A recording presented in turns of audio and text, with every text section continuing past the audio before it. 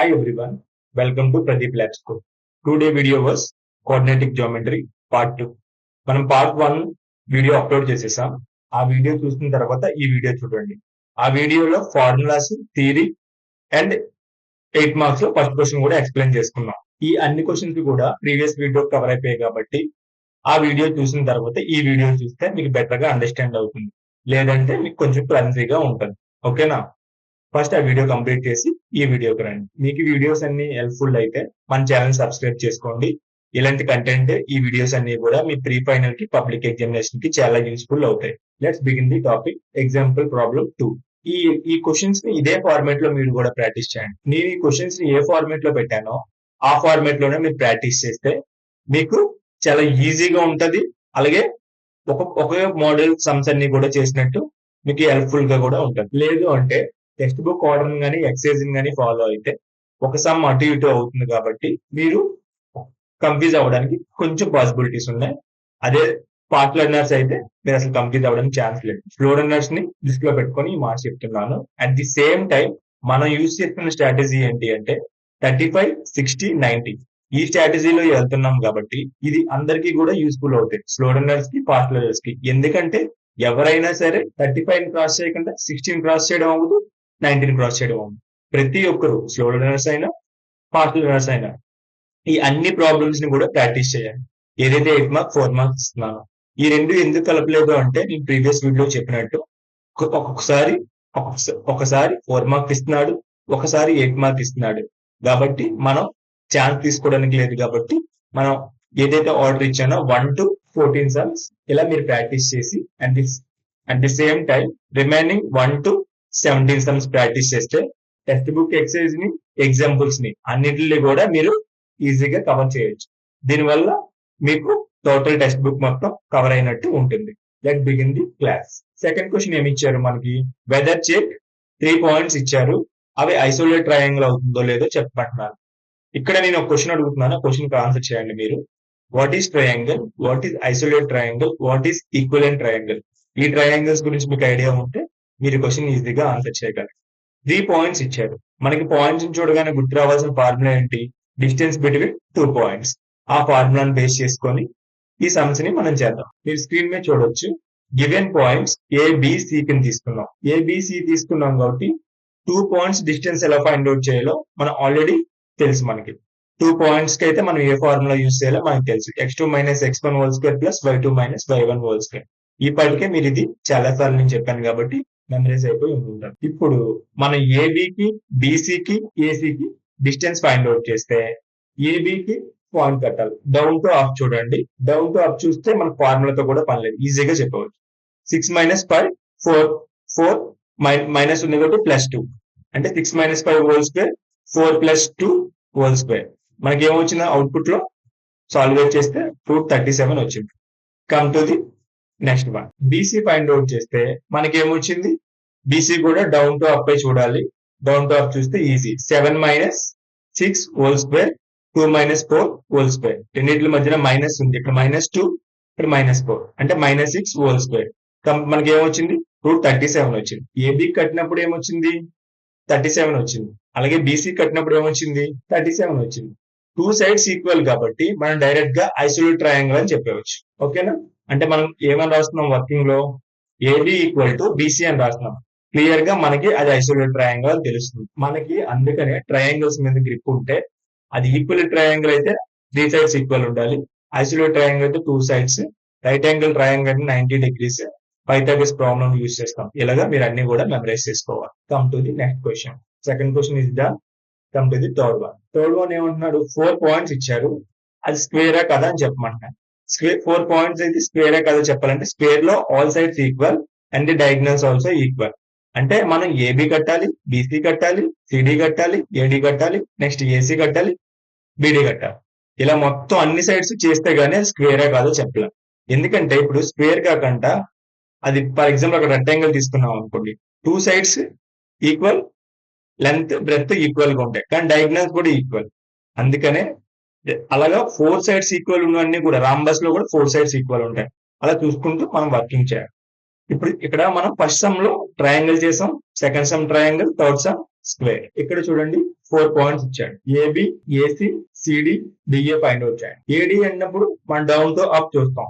Down to up కాబట్టి 4 - 1 next 2 - 7 మనకేమొచ్చింది final గా √9 + 25 plus మళ్ళీ దాన్ని యాడ్ చేసినప్పుడు √34 వచ్చింది. Come to the next one. ఏసీకి మళ్ళీ డౌన్ టు అప్ చూడండి. 1 - -4 whole square 1 - -2 whole square final గా మనకి ఏమొచ్చింది 34 వచ్చింది. మళ్ళీ down to up CD also -4 - 1 -1 అంటే +1 తీసుకోవాలి. -4 + 1 హోల్ స్క్వేర్ 4 ప్లస్ ఎందుకు తీసుకున్నారంటే మైనస్ కాబట్టి +4 + 1 హోల్ స్క్వేర్ అంటే మనకి ఏమొచ్చింది మళ్ళీ 34 వచ్చింది.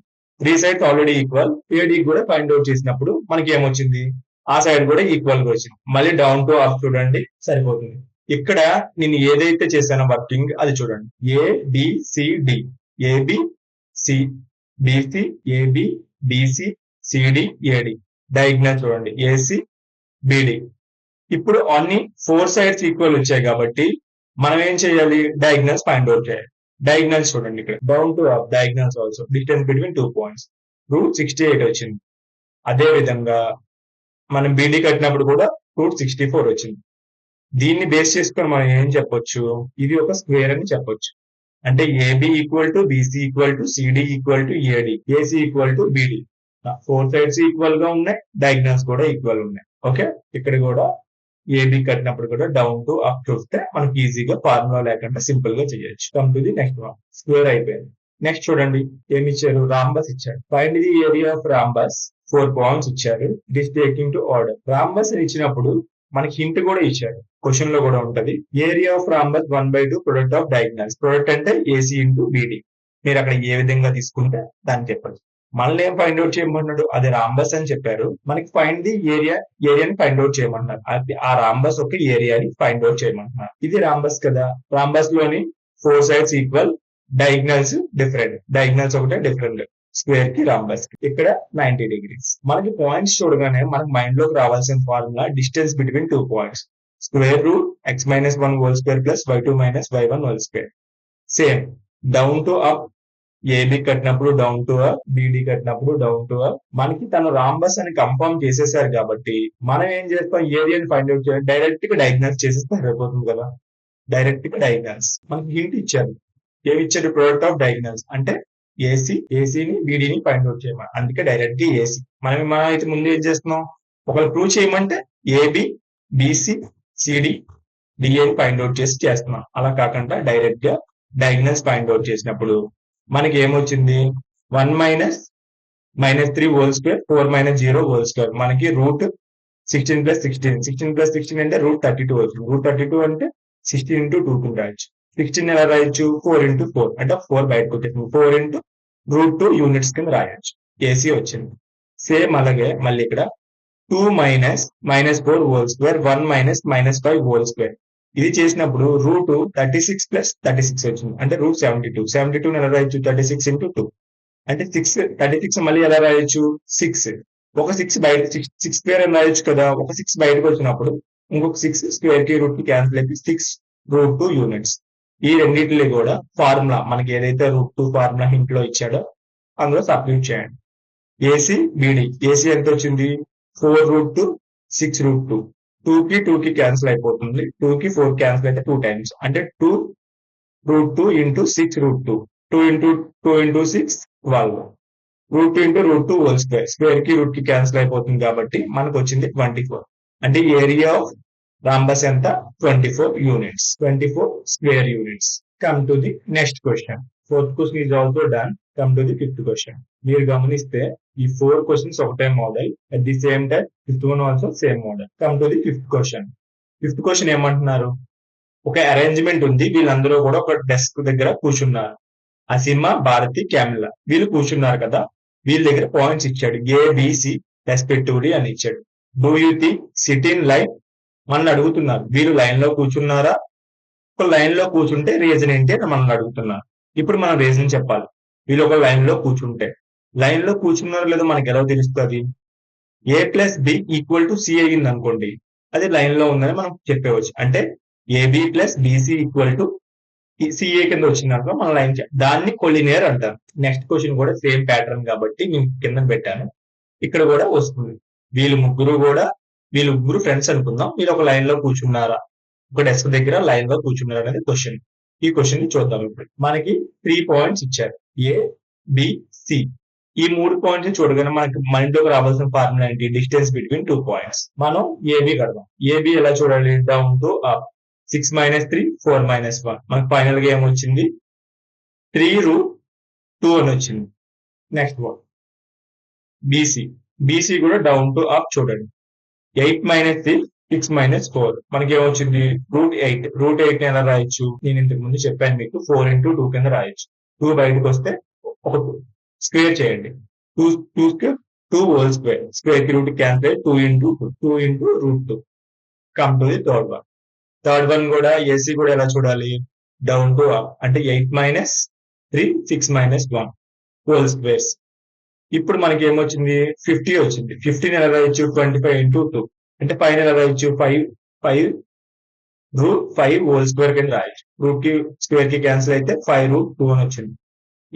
మీకు టాపిక్ బిగినింగ్ లో చెప్పాను కదా, ఇది ఒకటి. అది కొలినియర్ లైన్ అయితే ఏమవ్వాలి? A plus B equal to C అవ్వాలి. అంటే ఏబి బిసి ఈక్వల్ టు ఏసీకి అవ్వాలి. మనకు వచ్చిన పాయింట్స్ ఏంటి ఇక్కడ? 3√2 ఒకటి, 2√2 ఒకటి, 3√2 2√2. ఈ రెండు యాడ్ చేస్తే 5√2.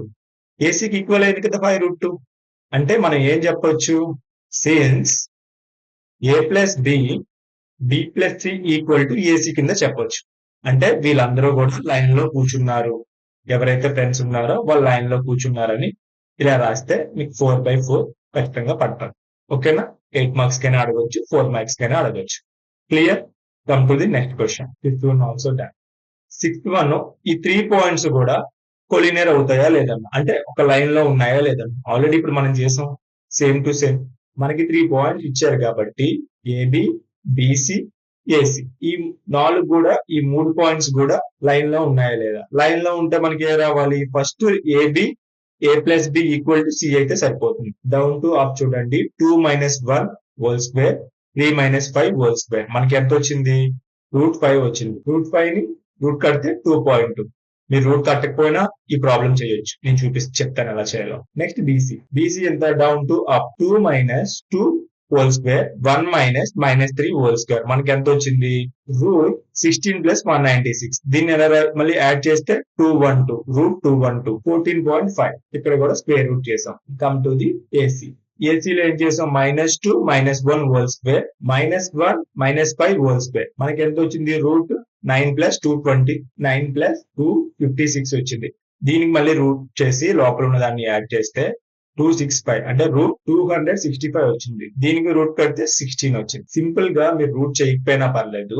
ఇక్కడ √5 వచ్చింది, ఇక్కడ √212 వచ్చింది, ఇక్కడ √265 వచ్చింది. ఇప్పుడు మనం ఈ రెండు యాడ్ చేస్తే మనకి ఎంత వస్తుంది? √265 ని యాడ్ చేస్తే 17 వస్తుంది. దీనికి √265 కి ఈక్వల్ అయిందా? అవ్వలేదు. అంటే ఇచ్చిన పాయింట్స్ ఏంటి? కొలినియర్ పాయింట్స్ కాదు. The given points are non collinear points. ఏమని రాయాలి? The given points are non collinear points.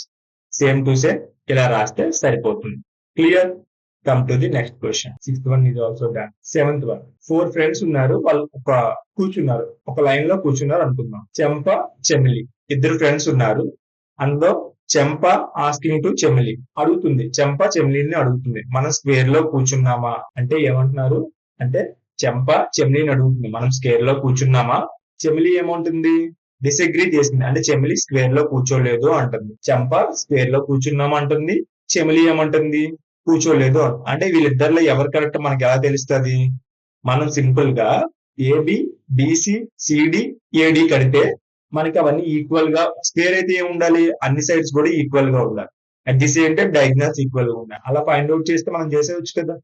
అంటే ఈ 7th సమ్ మనం ఏ సమ్ ని ఇండికేట్ చేస్తుంది? థర్డ్ సమ్ ని ఇండికేట్ చేస్తుంది. చూసారా? సింపుల్. అదే క్వశ్చన్ ఇక్కడ మీకు థియరిటికల్ గా అడిగారు.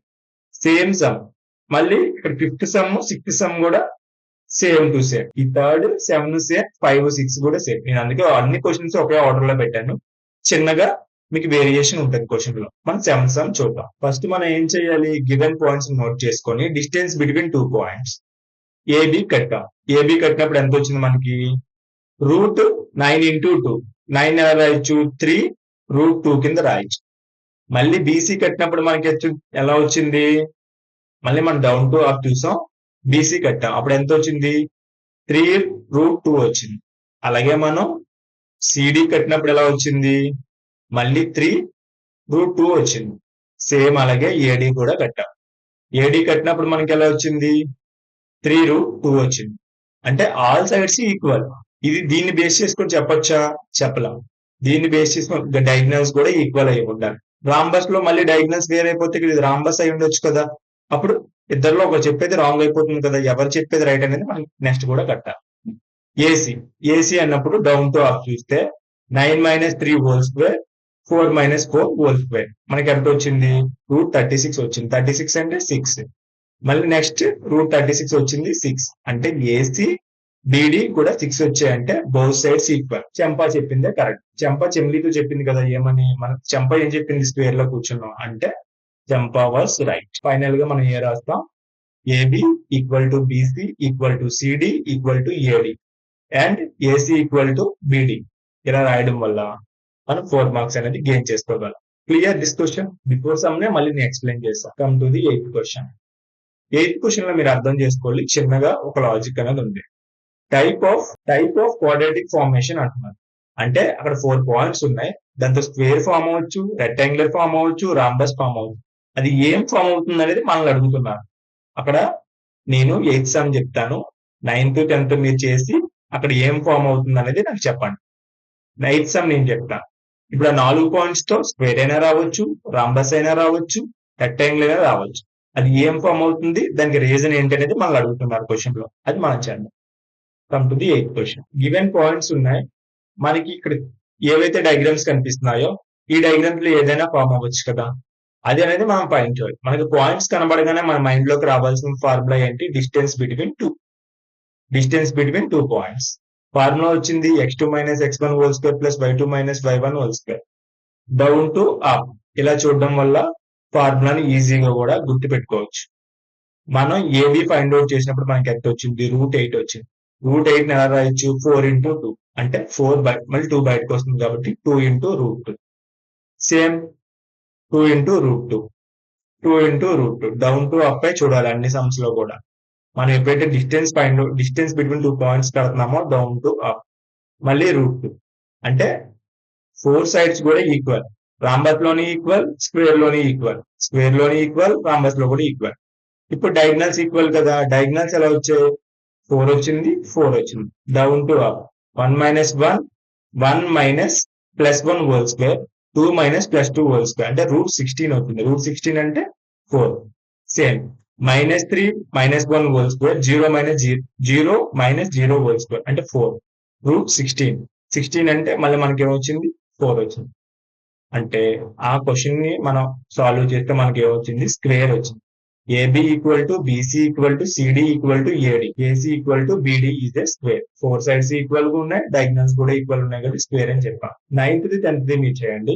Come to the 11th question. 11th question ని మీరు అబ్జర్వ్ చేయండి. Find the coordinates of the points of trisection section.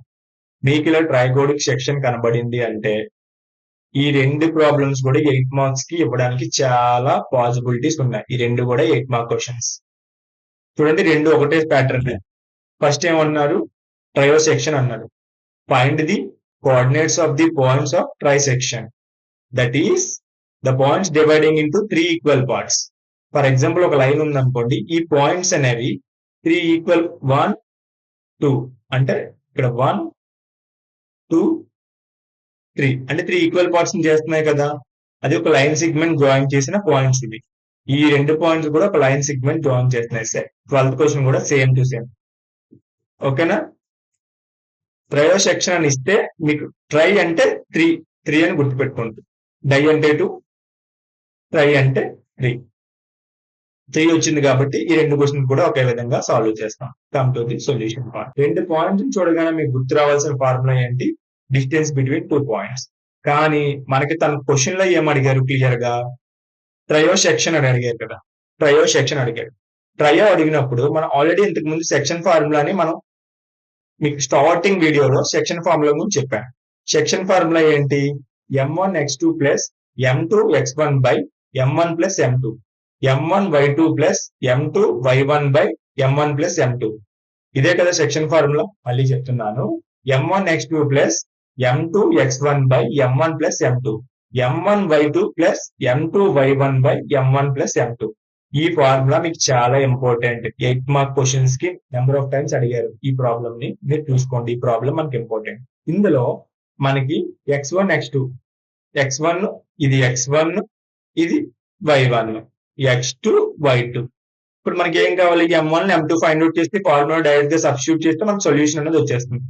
ఇక్కడ మీరు గుర్తుపెట్టుకోవాల్సింది ఈ డయాగ్రామ్. ఈ డయాగ్రామ్ మీకు చాలా ఈజీగా గుర్తుంది. ఏ అండ్ బి తీసుకుంటే PQ ఉందనుకోండి, P మనకి త్రీ పార్ట్స్ అన్నాడు, 1 2 3 3 పార్ట్స్ కాబట్టి P నుంచి A చూస్తే ఒక పాయింట్ ఉంది, P నుంచి B చూస్తే 2 ఉంది. అంటే P డివైడ్స్ AB 1:2 రేషియోలో. అంటే ఇటువైపు 1 ఉంది కదా, ఈ రెండు 1 + 1 2. అంటే P నుంచి చూసుకుంటే P డివైడ్స్ 1:2 లో చేస్తుంది. అదే Q నుంచి చూసుకుంటే Q కి B సైడ్ 1 పాయింట్, ఇటువైపు 2 పాయింట్స్. అంటే Q చూడండి 2:1 కింద ఉంది. ఇదే రాసాను ఇక్కడ. P divides AB 1:2, Q divides AB 2:1. First of all మనం P ని ఫైండ్ అవుట్ చేద్దాం. P అనే పాయింట్ ని ఫైండ్ అవుట్ చేద్దాం. క్వశ్చన్ లో మనకి ఇక్కడ చూడండి కోఆర్డినేట్స్ అన్నారు. కోఆర్డినేట్స్ అంటే x, y కదా. x, y పాయింట్స్ ని ఫైండ్ అవుట్ చేయాలి మనం. ఫస్ట్ మనం ఇది తీసుకుందాం 1:2 అండ్ ది గివెన్ పాయింట్స్. ఇక్కడ చూడండి డౌన్ టు అప్ చూడండి. ఈ ఫార్ములాలో డౌన్ టు అప్ చూడకపోయినా ప్రాబ్లం ఏమీ లేదు. డైరెక్ట్ గా x1 y1 x2 y2 దీన్ని సబ్స్టిట్యూట్ చేయండి. x1 y1 x2 y2 ratio ఎంత, m1:m2 ఎంత 1:2. సబ్స్టిట్యూట్ చేస్తే మనకు వచ్చిన పాయింట్ -1, 0. ఇది మనకి దేంతో వచ్చింది, 1:2 తో వచ్చింది. ఇప్పుడు మన దగ్గర ఇంకొక రేషియో ఉంది కదా 2:1, అది Q దగ్గర తీసుకోండి. ఇది P అనుకోండి. ఇప్పుడు మనం Q దగ్గర చూడండి. Q దగ్గర ఏమొచ్చింది 2:1 కాబట్టి సబ్స్టిట్యూట్ చేయండి అక్కడ ఉన్న వాల్యూస్ అన్ని కూడా. సబ్స్టిట్యూట్ చేస్తే మనకు వచ్చిన పాయింట్ ఏంటి 4,2 వచ్చింది. కాబట్టి మనకి P వచ్చింది, Q కూడా వచ్చింది. అంటే the coordinates of the trisection are -1, 0 and -4, 2. ఈ రెండు పాయింట్స్ నే కదా క్వశ్చన్ లో ఫైండ్ అవుట్ చేయమన్నారు మనల్ని. ఇది 8 మార్క్స్ కి చాలా చాలా ఇంపార్టెంట్ క్వశ్చన్. క్లియర్. దీనికి మనకు వచ్చిన సొల్యూషన్ పాయింట్స్ ఏంటి, -1, 0 -4, 2. Come to the next question. Next question కూడా సేమ్. ఇక్కడ పాయింట్ ఏంటి 4, -1 -2 -3. ఫస్ట్ ఆఫ్ ఆల్ ఈ డయాగ్రామ్ మీకు మైండ్ లో కొట్టింది. 3 పార్ట్స్ కింద చేయమన్నారు కదా, 1 2 3 పార్ట్స్ కింద చేసాం. P 1:2, Q నుంచి చూస్తే 2:1. Same to same. ఇప్పుడు మీరు ఇది ఒక్కటి గుర్తుపెట్టుకోండి. మనకి పాయింట్స్ ఇచ్చేసారు, AB ఉంది, m1:m2 ఎంత 1:2. అలాగే ఇక్కడ చూడండి సేమ్ అదే m1 m2 అనేది మారుతారు. ఇప్పుడు ఏం తీసుకుంటాం, m1 m2 2:1 తీసుకుంటాం. సబ్స్టిట్యూట్ చేసినప్పుడు ఫస్ట్ 1:2 చేసినప్పుడు మనకు వచ్చిన పాయింట్ P దగ్గర చూడాలి మీరు. P దగ్గర మనకు వచ్చిన పాయింట్ 2, -5/3. అదే 2:1 వచ్చినప్పుడు Q దగ్గర మనకు వచ్చిన పాయింట్ 0, -7/3. జస్ట్ ఆ వాల్యూస్ ని తెచ్చి ఫార్ములాలో సబ్స్టిట్యూట్ చేయడమే. నేను వెరీ ఇంపార్టెంట్ గా చెప్తున్నాను. ఈ ఫార్ములా మీకు గుర్తుండాలి. m1x2 plus m2x1 by m1 plus m2 m1y2 plus m2y1 by m1 plus m2. ఈ ఫార్ములా గుర్తుంటేనే ఈ సమ్ చేయగలరు. లేదు అంటే మీకు కన్ఫ్యూజ్ అవ్వడానికి ఛాన్స్ ఉంటుంది. మనకి ఫైనల్ గా వచ్చిన ట్రయో పాయింట్స్ ఏంటి 2, -5/3 అండ్ 0, -7/3. ఇది solution. First sum second some రెండు కూడా ఒకటే మోడల్లో ఉన్నాయి. 11th one 12th one is done. Come to the 13th one. 13th one ఏమంటున్నారు, ఇప్పటి వరకు మనం ఏం చేసాం, 3 పార్ట్స్ ని చేసాం ట్రయో. ఇప్పుడు 4 పార్ట్స్ చేయమన్నారు. సేమ్ లైన్ 4 పార్ట్స్ చేయాలి. అందుకే సేమ్ పాయింట్స్ AB తీసుకున్నాం, PQR. ఇక్కడ నుంచి చూడండి, P నుంచి చూడండి, ఇక్కడ 1 ఉంది కానీ ఇక్కడ 1 2 3 అంటే 3 వచ్చింది. Q నుంచి చూడండి, ఇక్కడ 1 ఉంది, ఇక్కడ 1 ఉంది, ఇక్కడ 1 ఉంది, ఇక్కడ 1 ఉంది. అంటే ఈ రెండు యాడ్ చేస్తే 2, ఇక్కడ 1 ఇక్కడ 1 ఉంది అనుకోండి, ఈ రెండు యాడ్ చేస్తే 2. ఇది మళ్ళీ క్యాన్సిల్ అయిపోతుంది కదా, 2:2 అంటే 1:1. R నుంచి చూడండి, ఇక్కడ 1 ఉంది, ఇక్కడ 1 ఉంది, ఇక్కడ 1. ఈ 3 పాయింట్స్ యాడ్ చేస్తే 3:2. ఈ 3 కలిపితే 3, ఇది 1. అంటే R నుంచి చూసామంటే 3:1. అంటే మనకి ఎన్ని రేషియోస్ ఉన్నాయి? 3 రేషియోస్ ఉన్నాయి. ఫస్ట్ రేషియో తీసుకొని ఈ పాయింట్స్ తో చేయాలి, సెకండ్ రేషియో తీసుకొని మళ్ళీ సేమ్ పాయింట్స్, థర్డ్ రేషియో తీసుకొని సేమ్ పాయింట్స్. కానీ మనకి గుర్తుండాల్సిన ఫార్ములా ఏంటి? Section formula. సెక్షన్ ఫార్ములా అంటే ఏం చెప్పాను? m1 x2 plus m2 x1 by m1 plus m2, m1 y2 plus m2 y1 by m1 plus m2. ఈ ఫార్ములా గుర్తుంటే 1:3, 1:1, 3:1. ఫస్ట్ 1:3 P పాయింట్ కట్టాం. P దగ్గర కదా, అప్పుడు మనకు వచ్చిన పాయింట్ ఏంటి? -1, 7/2. Q దగ్గర కట్టినప్పుడు 1:1 లో మనకు వచ్చిన పాయింట్ 0,5. అదే R దగ్గర కట్టినప్పుడు మనకు వచ్చిన పాయింట్ 1,13/2. 1:3 రేషియోలో చేసాం. ఫైనల్ గా మనకు వచ్చిన 3 పాయింట్స్ ఏంటి అంటే -1, 7/2, 0,5, 1,13/2.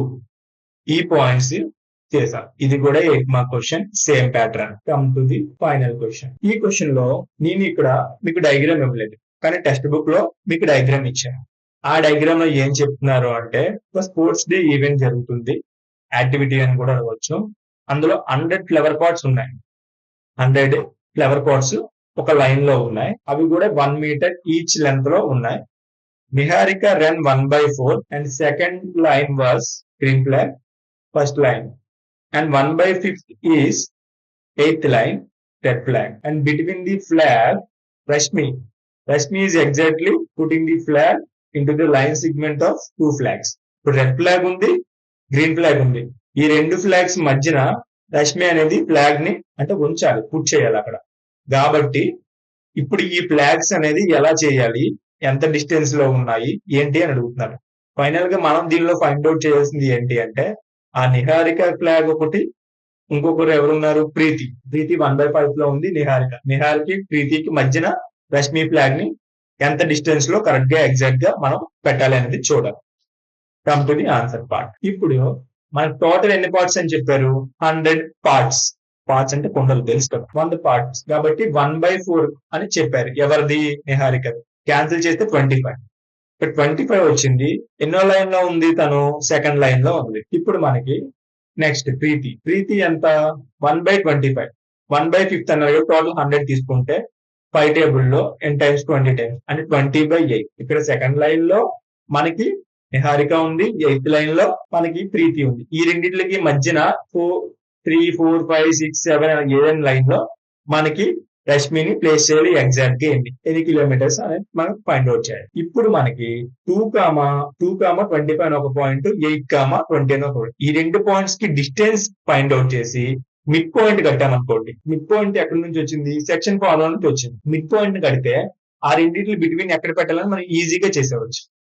ఇప్పుడు మన డిస్టెన్స్ ఫార్ములా సబ్స్టిట్యూట్ చేస్తే మనం డౌన్ టు అప్ చూస్తున్నాం కాబట్టి అన్ని క్వశ్చన్స్ లో డౌన్ టు అప్ అనేది మీరు మైండ్ లో ఫిక్స్ అయిపోవాలి, మీకు గుర్తుండిపోవాలి.